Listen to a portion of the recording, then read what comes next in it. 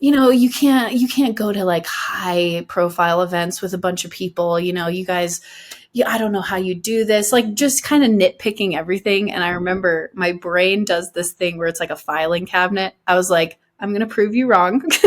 So I like file away these people. But in that book, Choose Your Enemies Wisely, it's like, it's good to have those people that like spark something in you to like push you further and bring motivation to you.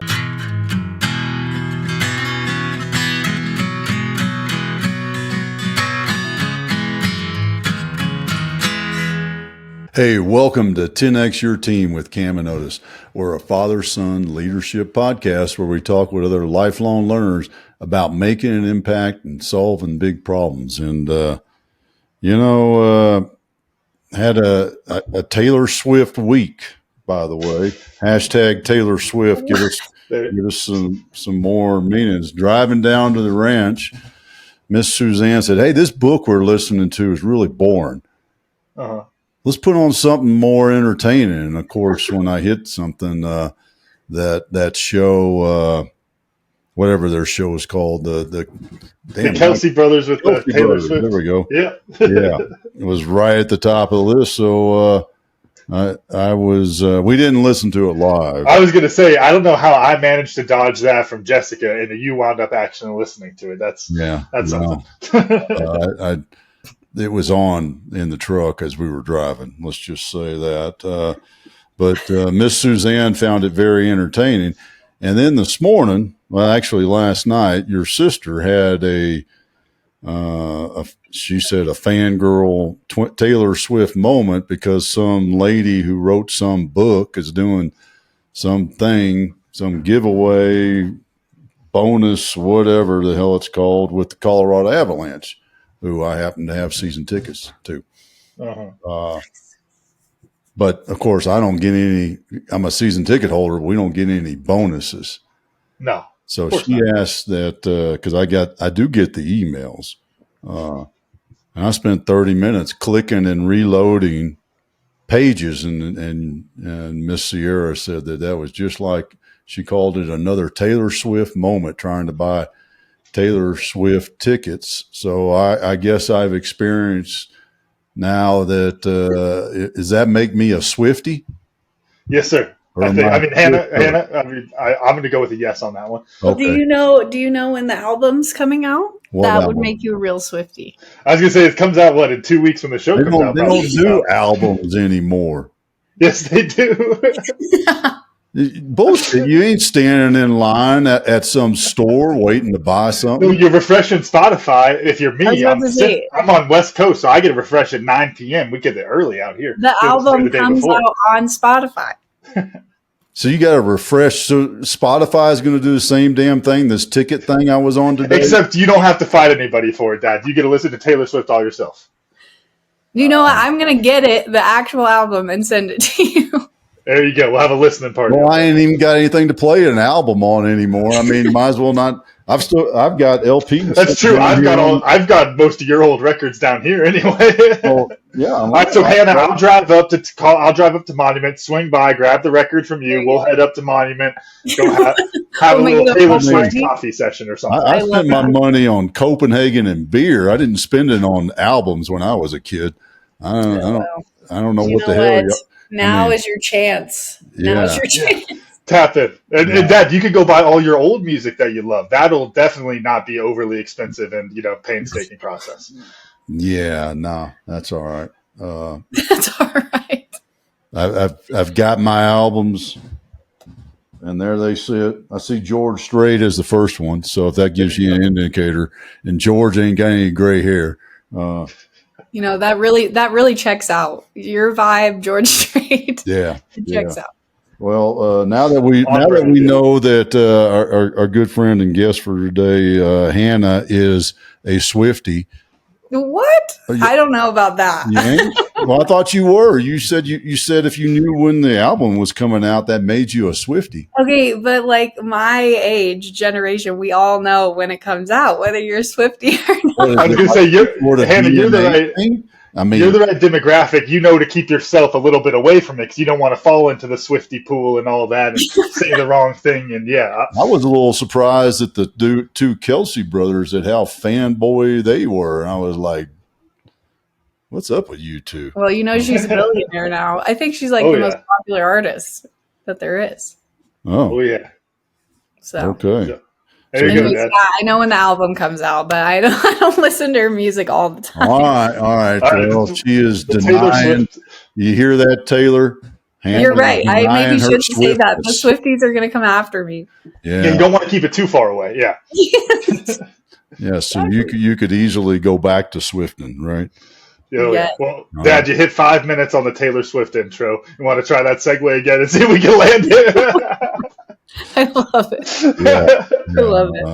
Well, I'm just looking for those key words, right? Hashtag Taylor Swift. No, this episode's gonna be super popular now because you're simply talking about Taylor Swift.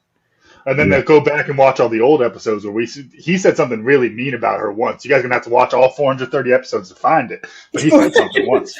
Don't ask me to remember what the hell I said. They're going to find you. Yeah, well, Camden taught me something a long time ago.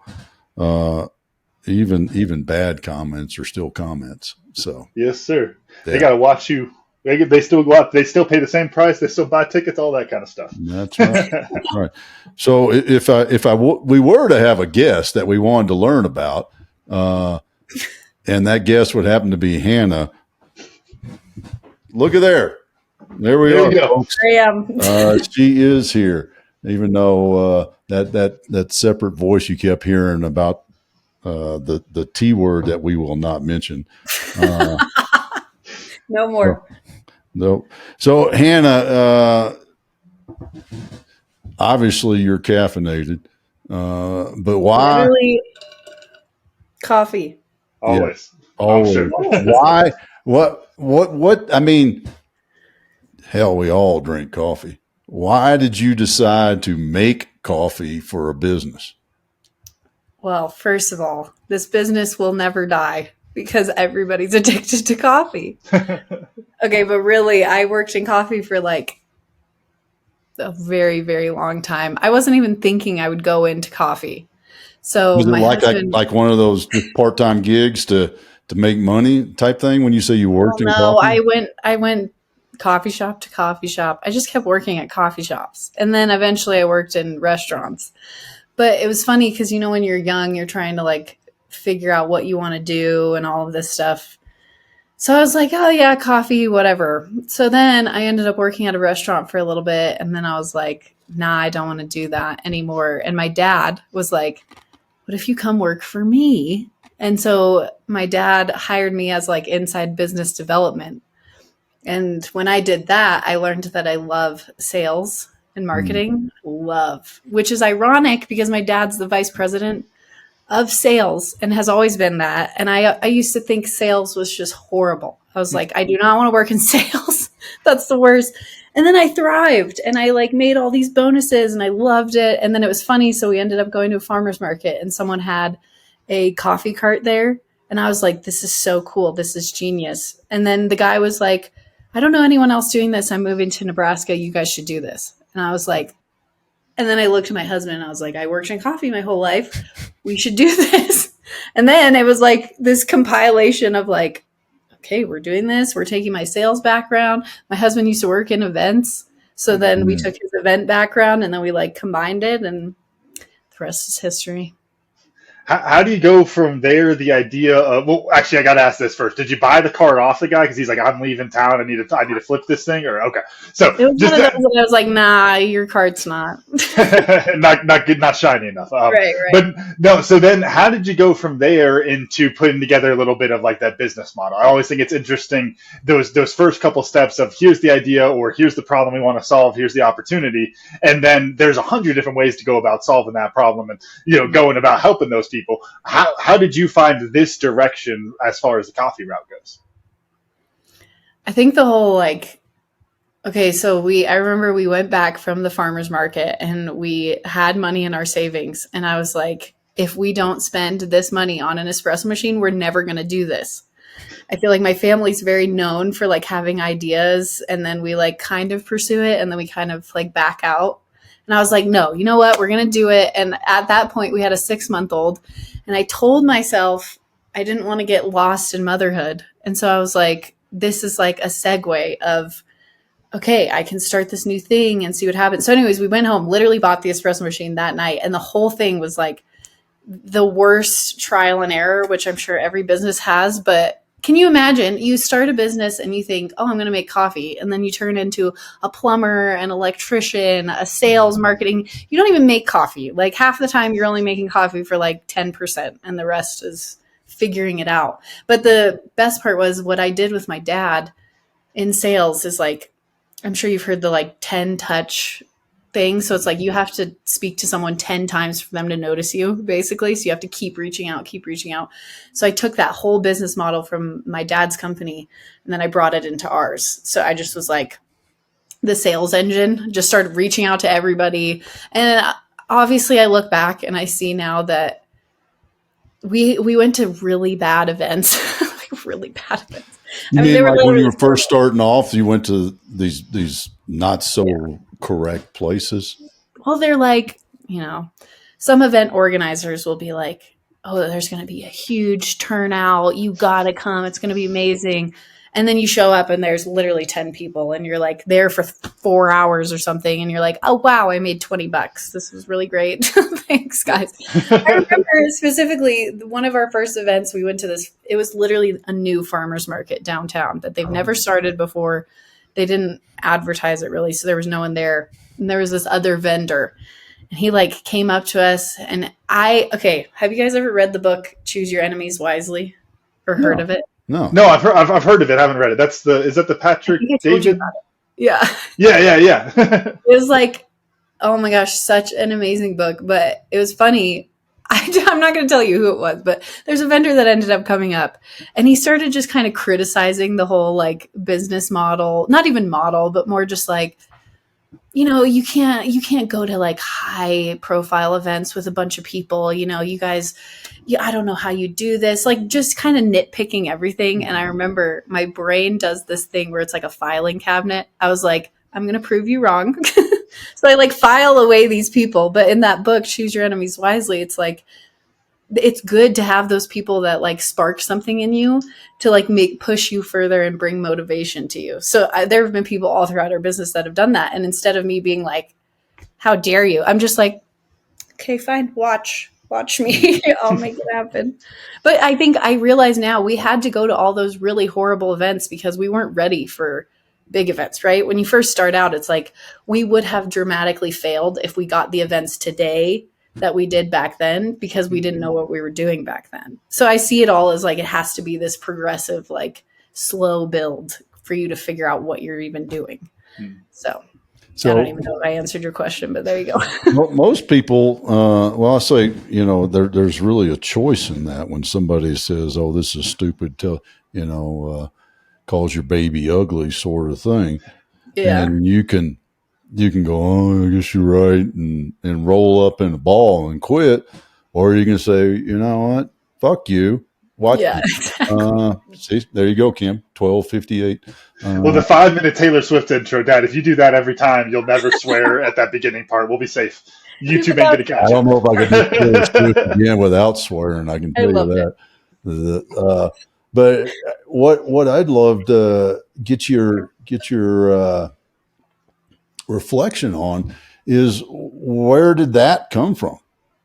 What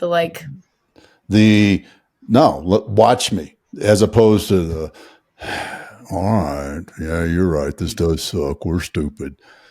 Well, I'll try to make it quick. I met my husband in rehab. And so my whole life before rehab was horrible. I mean, it was just like victim mindset, constantly using like with a horrible guy, all horrible things that were happening to me. And I just remember being in those phases of my life. And I was like, it has to be better than this. And then I was like thinking, if I get to the point where I can come on the other side of this, like I'm going to damn well do everything I can in my power to make it work and to be successful and all of that. But the thing is too, is a part of Renew and our business, I feel so strongly, I want other people to take our story and use it. Like our greatest thing we can offer anyone is our testimony. Mm-hmm.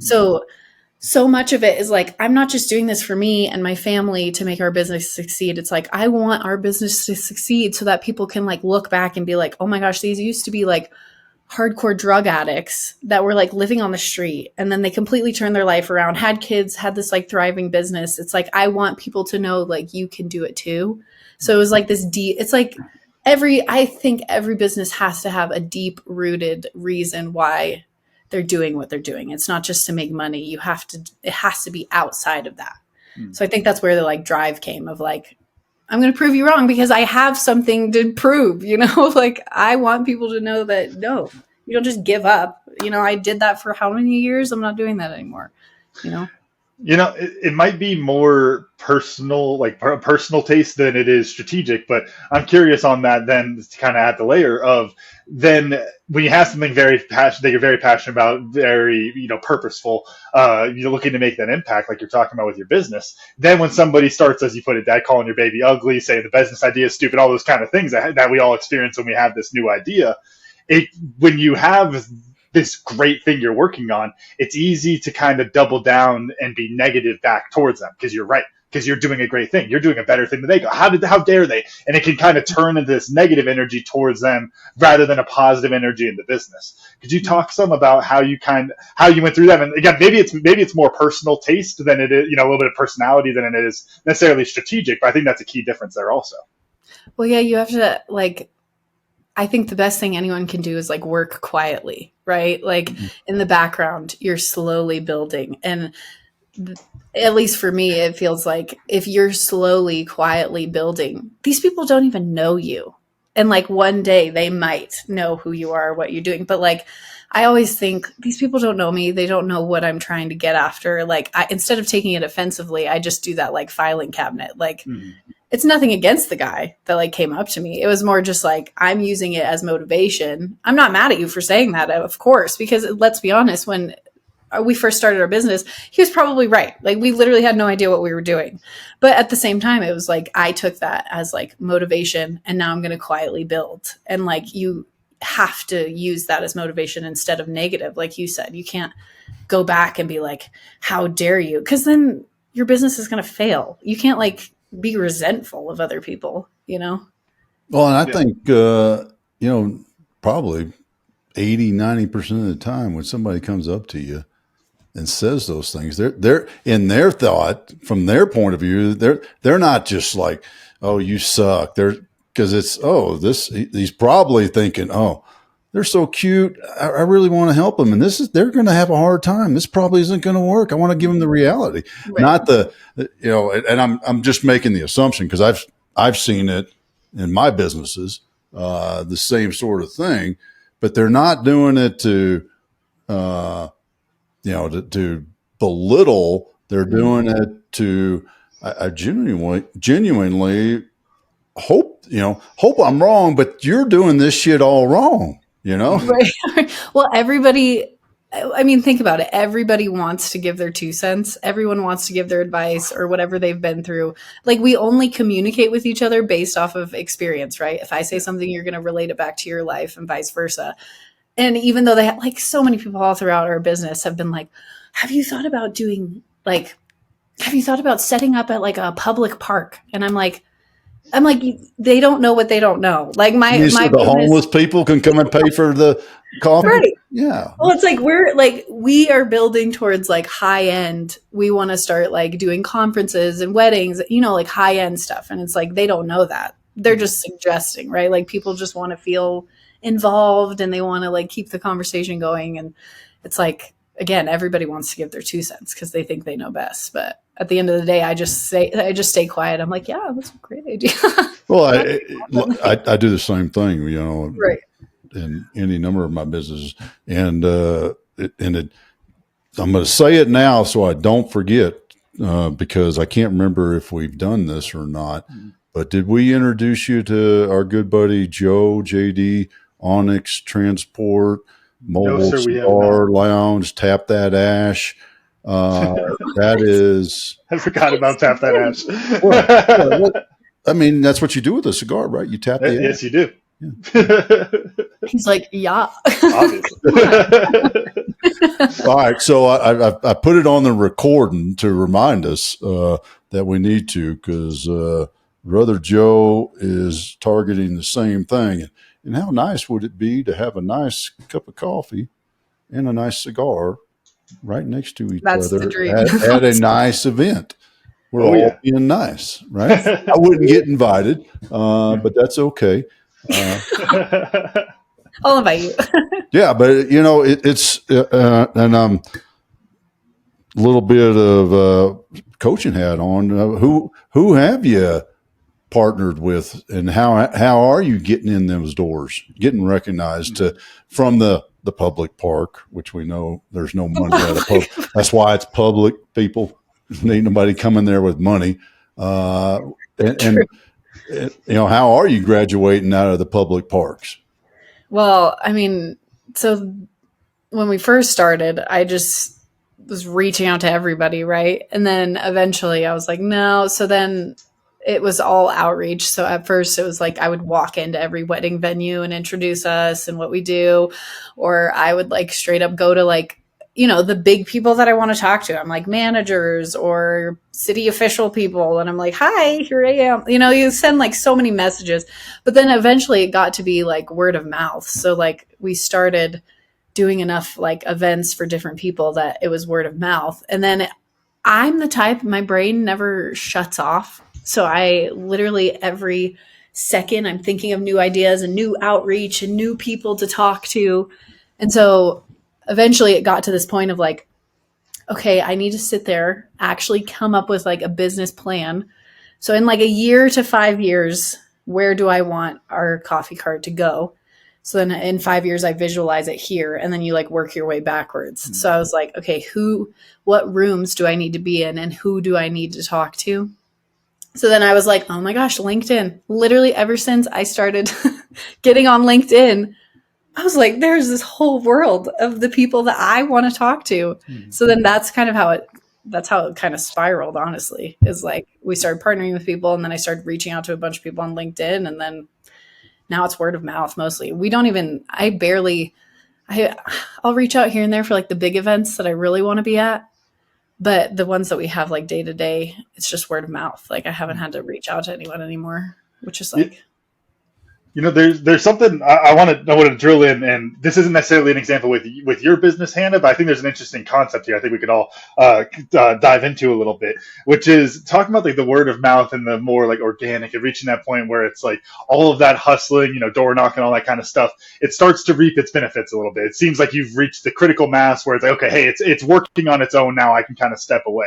What that reminds me of, and Dad, we've talked about this before, is the one-hit wonder type of fallacy, where it's like hey, I put in all this work and then the song went, and ooh, I'm great, I'll just do it again and again, and you kind of stop doing the thing that got you to that point. And I'm thinking, I wonder if that's a problem that a lot of businesses run into with the word of mouth stuff, that they think they reach that critical mass, right, and then they stop going and door knocking, they stop going to the event, stop sending emails, stop going on LinkedIn, all that kind of stuff, and then all of a sudden that critical mass turns out to be just that one-hit wonder with it. And Hannah, I know that just threw that out, but I'd love to hear your thoughts and your experience on that. Oh my gosh. I feel like, okay, obviously this is an opinion-based show. These are all my opinions and whatever. I don't want anyone to get offended. But I feel like you shouldn't start a business if you don't have an aspect of like wanting to constantly raise the bar. Like it can constantly be raised. I mean, and you should. I heard one time this guy say, your dreams should be so big that you're embarrassed to tell other people about it. And ever since then, I've been like, so true. But that's what I'm saying. Like, it makes sense that you would plateau or whatever. But I feel like business, the amount of layers that are there is crazy. I mean, especially if you're like us, you started it yourself. You don't have like a full team behind you. It's like, and the goals could be simple as like, I remember when we first started, it was like, how cool would it be one day to like hire a bookkeeper? Okay, we finally hired a bookkeeper. Okay, what's the next bit? Like, you keep going to the next. It's like financial advisor. Now we're starting to talk to someone about like running ads for us because it's like, oh, we can actually start hiring out all these things. But it was like when I started digging deeper into business, it was like the world of like SEO and LinkedIn and like showing up and all this stuff. But that's why I feel like a lot of companies, like you said, one hit wonder, they didn't maybe like dream big. They only saw it going like, here's my dream. I sell $100 million worth of whatever, and that's it. It's like, okay, but what's next? Like, in my opinion, I'm like, there's got to be something else, right? Yeah, or they're so eager to hang up that hat and not do that job anymore that they are willing for it to sacrifice their company in that way. Yeah, well, and I think too, like we said at the beginning, it's like it has to be deeper. Like there has to be a deeper reason. I think a lot of the companies that maybe like plateaued never had a deeper reason. The reason was just to make money, and then they made their money and they're like, bye-bye. But it's like you have to have something deeper that's motivating you to do what you're doing. Yeah, it's the 5-year exit plan that somebody decided that's what you should do, and it's like then all you care about is the next dollar. So what's the driving force with Renew? I mean, you mentioned showing people that you can do it. What is it? Yeah, I think the main thing, and I told my husband this, I would be curious on his take on everything because mine's different, but what I say that we leave behind in this life is our business and our kids. And so people might never know that I was the owner of Renew Coffee, and I am more than okay with that. But it's like what I actually do with this business that can live on beyond me.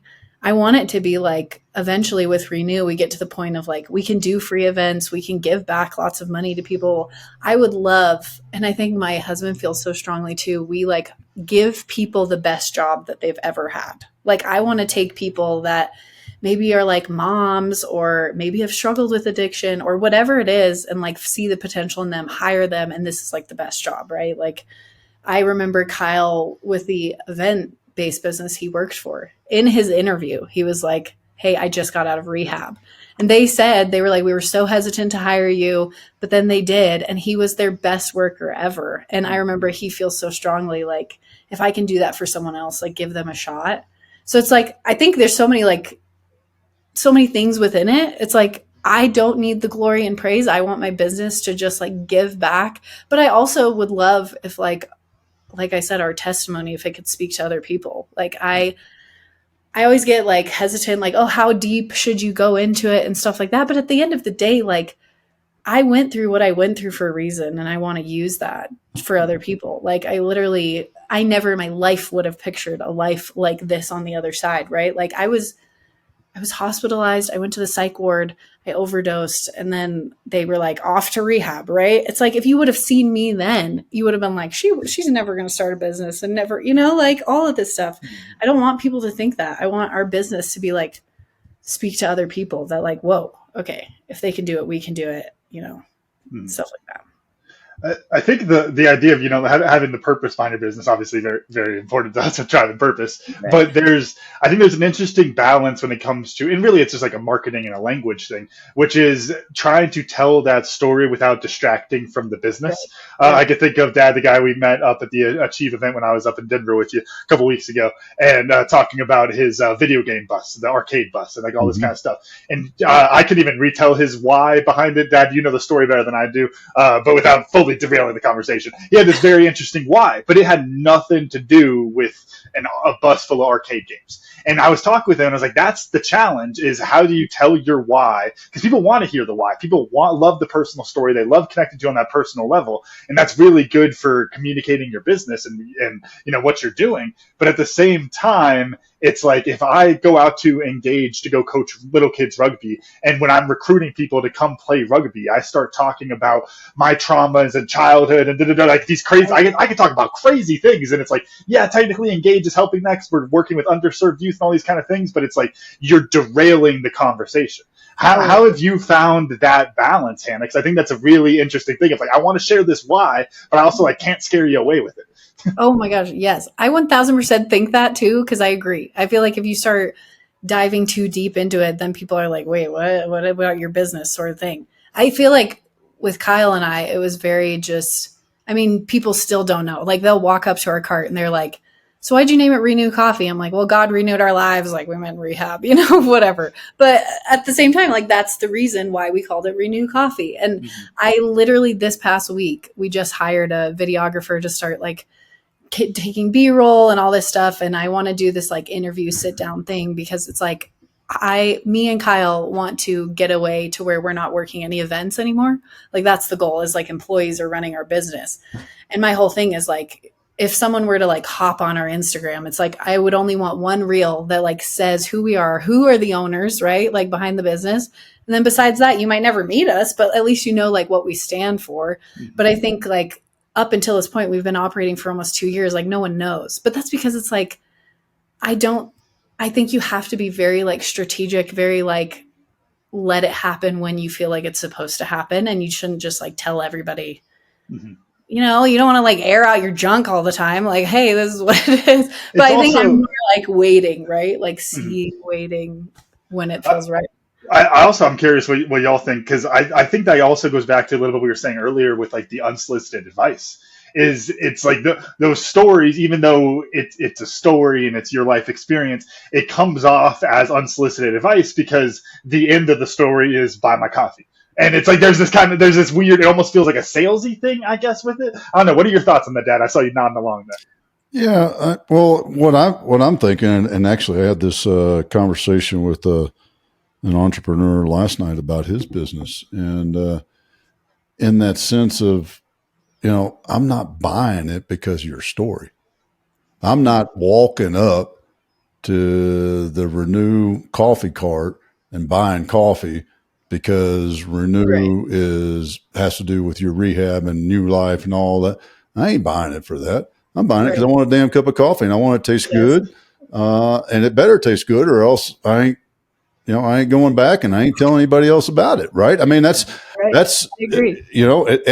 And then you add in, because we're talking about the hard business, that you are in that lifestyle of that business, because you got to have quality all the time and you got to be in the right place, because if it's 110 degrees outside down in Tucson and you're selling hot coffee out at the public park, if you're selling hot coffee outside, I don't care what kind of event, everybody's gonna be like, yeah, except for me, probably I'd still go up there and get one.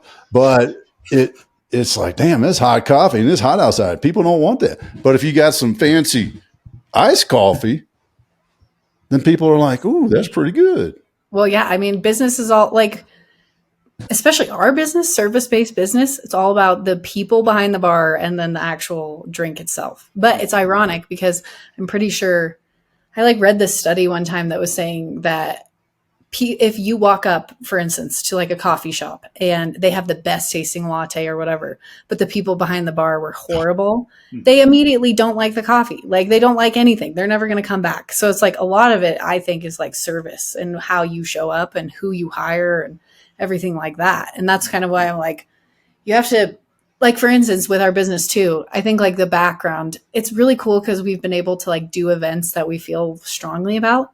And so like, partnering with certain organizations or events that were like, okay, this is in line, and then people will start like, oh, okay, this is what they, right? Because every business usually gives to something or does something and you don't really know why they're doing it, but then you're like, oh, they probably have like a background in it. So it's cool because you can start, I mean, I would love to like get our business to the point where like we can give X amount of dollars to organizations that we really love or like partner with them in some way. I would love to do like free events for the organizations that I love. We're just not there yet. So I'm like, slowly but surely we'll get there.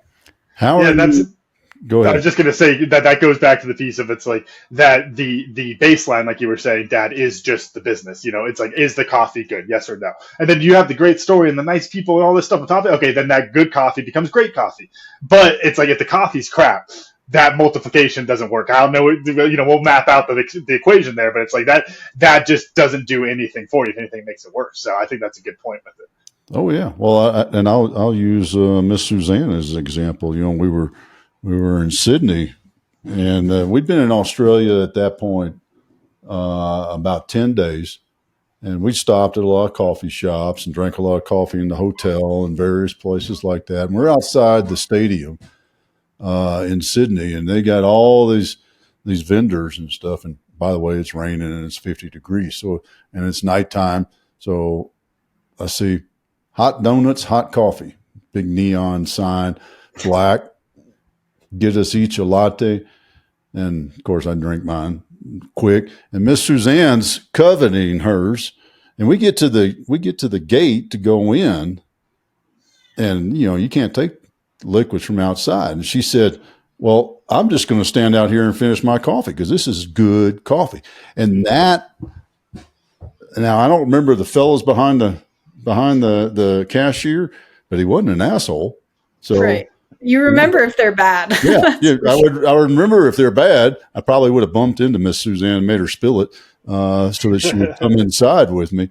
But that I think that right there was a measure of, what, if they had been open on the way out, I would have gotten more coffee. Mm-hmm. Right. And I told Jimbo and Dina about it. Hey, that's the place. As a matter of fact, took a picture of it. This is good coffee.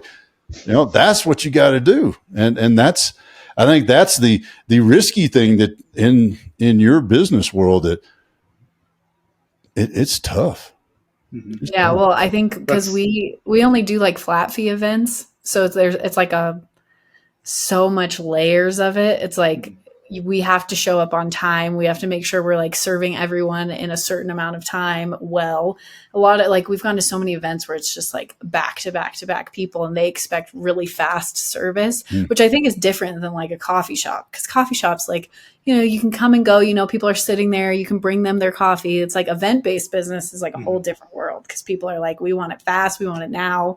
We want it good. Go back to the event because they just want the coffee. They're not there for the coffee. They're there for the event. Right. Exactly. Which is why it's like, okay, how do we I always say, right, like I can train anyone to be a good barista. I can't train anyone to like make conversation. Right. So it's like our employees, it's like, okay, I know you're serving people fast, but like, can you smile? Can you like make them feel welcome? Sometimes employees get so like, if they'll, we have people that come up and they're like, I have barista experience. I'm like, okay, but like how many drinks did you serve within like 2 hours? Because at coffee shops, you're not serving that metric. Many. I hadn't thought about that. Right. So then it's like you have to train them, right? Like train them on how to like go very quickly while still like giving the customer a smile every so often. What could you share? Do you know what that is off the top of your head? I'm kind of curious. How many drinks did you serve? It depends on the event. But if that's a measure of quality or experience, maybe of a barista, what would be okay? You're in that category that would work for us. How many espressos per hour? Yeah. Well, the frustrating part is that I feel like Starbucks is in line with like event-based business because they're constantly like busy cranking out drinks, but everything they do is automatic. Mm-hmm. Right. Where like everything we do is very like manual, stuff like that. But I would say like if we have people that ask about an event, we tell them we can make 80 drinks within an hour, maybe even more if it's all iced or we use cold brew or whatever it is. But like coffee shops, like I worked at multiple different coffee shops and it was like, you might make like 20 less sometimes if it's slow, you might just be hanging out, stuff like that, which is like fine. But I've noticed with our employees, sometimes they'll get like flustered because they're like, whoa, what is happening? Because, like weddings too, like they're only hiring us for 2 hours of service. Yeah. And if it's a dry wedding, which we had this past weekend, we were at a wedding and it was dry. So I remember just like hearing from Kyle and our employee, like there was a flood. They all just like flooded the cart at once, and there's this huge line and stuff like that. That's like the fun part about events is like you show up, you do the work, you're not standing around, and then you leave.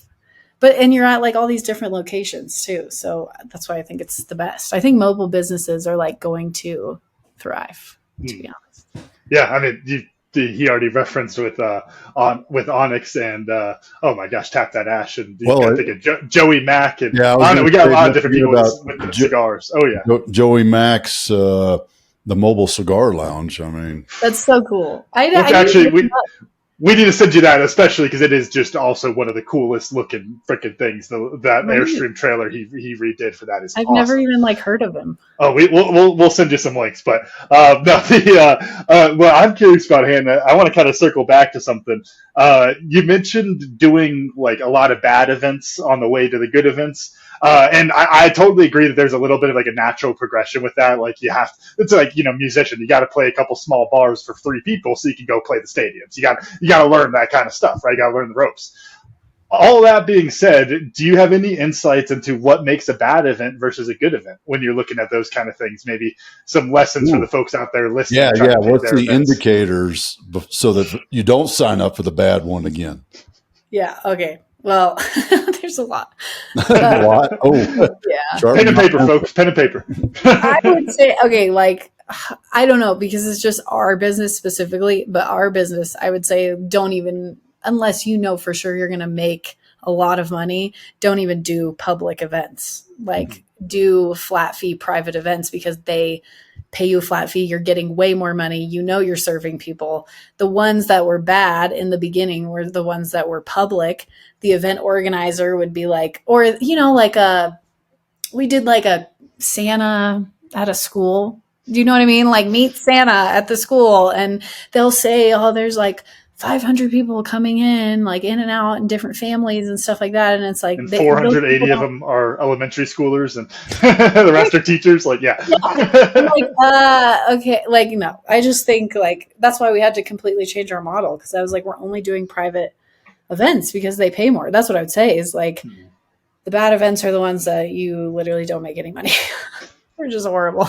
But that's what I had to learn that pretty quickly is that everybody, whoever's putting on a public event, will always talk up the public event, right? Because it's their event. They want everyone to come out. They want the best vendors. So of course they're going to tell you, "Oh, last year we had 1,000 people," and you're like, "Okay." We've been to public events where they're like, we've been to like music festivals, right? We went to one and they're like, "Oh, we've done this for 10 years." And so you're like, okay, like that's good. And then you're like, how many people usually come? And they'll say like 1,000 or whatever. And then we show up and there's not only us, but there's another like, it's like a coffee and ice cream truck. So it's like there's another coffee vendor. And That's then fair. and then they put us in like a really weird place, right? Like no one can see us. No one's even passing us. That's why I just like gave up on public events. I was like, this isn't working anymore. That's why I just say like no. I mean, I guess if people wanted to do public events, I'd ask them like, how long has the event gone on? Where are you positioning us in the event? Because you want to be in direct traffic. Well, like Frontier Days in the Springs. Right. If you set up down there on Colorado Boulevard, I think, right? Yeah. Set up down there in the middle of Colorado Boulevard on Frontier Days, you're probably, I mean, the amount of people that go to that, Yeah. that. Well, for sure. Those are the events I would do. And then the ones like even the farmers markets, I like the farmers markets because they only bring on one coffee vendor. So if you, and that's another thing I would make sure is that there's not duplicate vendors. We've had a few events, they'll reach out and they're like, "Oh, you're the second coffee vendor because we have 600 people." I'm like, "We can do that." Like, what do you mean? 600 people in 6 hours. Like, that's really like, and not everyone's going to buy coffee, but some people overthink it. And then they like bring in multiple vendors and then vendors get really upset because of it, obviously. Oh. You don't want to have to compete against your own thing. No, and because it's not like in the public space, where there's really no competition. When you have a captured customer base that is finite and the time is finite, yeah, that's competition. If there's two coffee vendors there, that's competition. Yeah, I agree with you. Well, and I was thinking too that like if like we know that private events like pay us more and they're just better in general. I mean, think about it. They're paying us this like pretty big flat fee and we're only serving X amount of people. Like, and with coffee, the profit margins are like crazy. And so it's like, if I want to mostly do private events, if I keep showing up to like this kite festival or this, like school Santa things. Like I do believe in like the power of brand presence, right? Yeah. I believe like when you first start out, of course, like it's okay if you're figuring it out, you figure out what events you want to do and stuff like that. But like eventually it gets to the point of like, I told my husband, if we keep showing up to these certain public events, people will think we're just a public event business and that's how people see us. And it's like, no, I want these big like offices to hire us and then tell other offices or, stuff like that. I don't want all of these like people seeing us at a festival and being like, you should come to our festival. Like, it's like, no. Yeah, you gotta understand the business model a little bit and what you're trying to do there. It's like you want to be a big fancy chef and you do the food truck. It's like, yeah, you're going to get food in front of people and you're going to make some fans. But when you're trying to get them to sit down for that $40 steak, they ain't coming. Like it's like there's two different markets. You got to understand that. Oh yeah. You have to like pick your audience, right? Like that's what we kind of got to is I was like, if we were to sit in a room with all of the people we want to serve, who would those people be? And then it was like, okay, well, we only need to do events that get us closer to that. Yeah. Instead of, and there's a time and place, like we do the farmer's market at Acacia, but that one we actually make a lot of money. And it is like, it's the one public event we'll do to like get exposure of like, here's our brand if you don't know. But otherwise I'm like, we don't do any other public events. So that's very methodical, and I love that aspect of it. How are you making the coffee better? Oh, compared to other people? Yeah. Okay, so no trade secrets. That's all right, but no, I won't share all the secrets. But I used to work for Serrano's in Monument, and Carl, the owner, obviously has a roastery, and so when we first started out, we played with all of his different beans. And so it took us a while actually, but we ended up coming up with our own espresso blend, which that's a whole different thing. Some people think you shouldn't do a blend. I disagree, but it's fine. There's people that drink blended scotch. Don't ask me why, but there's people that do that too. See, that's what I'm saying. We tried another vendor and just using like straight Ethiopian beans. And I was like, it's not bad, but we tailored our beans specifically to what we like. And specifically, we make our own syrups. So like everything was tailored to each other. So it's like, our syrups go so well with our blended espresso and all of that. So it's like, I think the whole process was so like, what's the word? Like detailed and trying to personalize it versus some people, they just like buy the Tarani syrup or whatever it is and just buy someone else's beans. It's like, no, we actually like came up with all of it and made it all blend together. So that's what I'd say. Differences. Yeah. And that's what keeps people coming back. The nice smile and gets us up to the door. But what makes us come back is, oh, damn, that's good. Just like, yeah, I mean, everyone's always very impressed that we make our own syrups. And half the time my husband's like, it's really not that hard. But like, shh, it's hard. I know. Well, and then too, our mocha is dairy free, which people love because like, that's pretty rare to have a dairy free mocha. So, okay. I know. Little did you know. But now you know, Dad. Next time you're down there at Acacia Park. I mean, yeah, you can come down. Yeah, well, it's a trip. I'd have to pack a lunch. You would. yeah. Which and I love this conversation just because there are so many insights to how to make your business better, and really the focus on knowing who you want to be in front of as the babies wake up. I know. Knowing who you want to be in front of and getting in front of those people, and what do you have to do that? And I think that is, for me, that's just such a good reminder of what needs to happen. You set that vision and that understanding, and then you go get it. You set the plan and put it together and do that. So, Cam, what'd you learn? Yeah, for me, I think it's a simple one, but just the idea of like working quietly. I think that's something that you hear of. Obviously, like, you talk about with Green Berets, the quiet professional, and I've heard that a bunch. In the sports world, you talk about it a bunch. People, just be in the gym working. You don't want to be showy, all that kind of stuff. I haven't heard it in business like that, and I just think it's a great application. I like the way you put it. Just yeah, just work quietly, keep building on it, and people will recognize it or they won't, and it doesn't matter that much. Yeah. Yeah. Hannah, with our new special guest joining us, what'd you learn?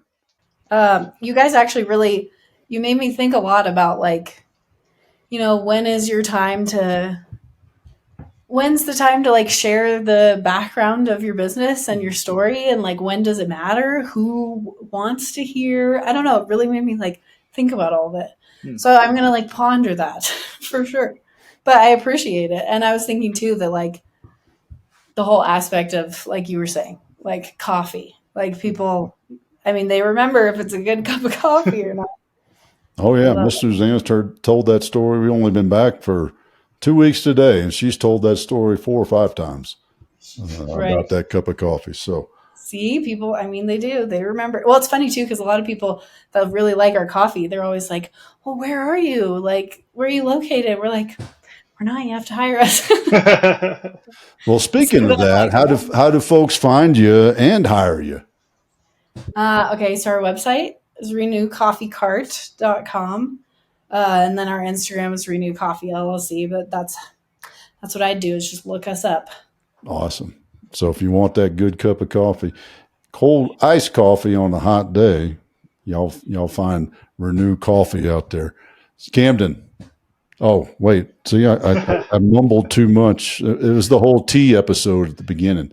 Really I was threw gonna off. say, or is it grandpa mode coming out because there's a baby? You're Yeah, like, well, that too. I need to go help out. I don't know, as long as I ain't changing diapers. Those days are done. Hannah, thank you so much for spending some time with us today. Yes. Thank you so much for having me. Really. Awesome. Cam, run us out. All right. Thank y'all for listening to today's episode of 10X Your Team with Cam and Otis. And a special thanks to our guest, Hannah Stuart, for joining us today. Remember, you can watch full episodes of the show on YouTube at 10X Your Team. And if you enjoyed today's episode, please make sure to pass it along to other lifelong learners in your tribe so they can enjoy it too. Follow us on Facebook, Instagram, and LinkedIn. As always, that full archive of episodes is available at www.10xyourteam.net. Thanks again, and we'll see y'all next time.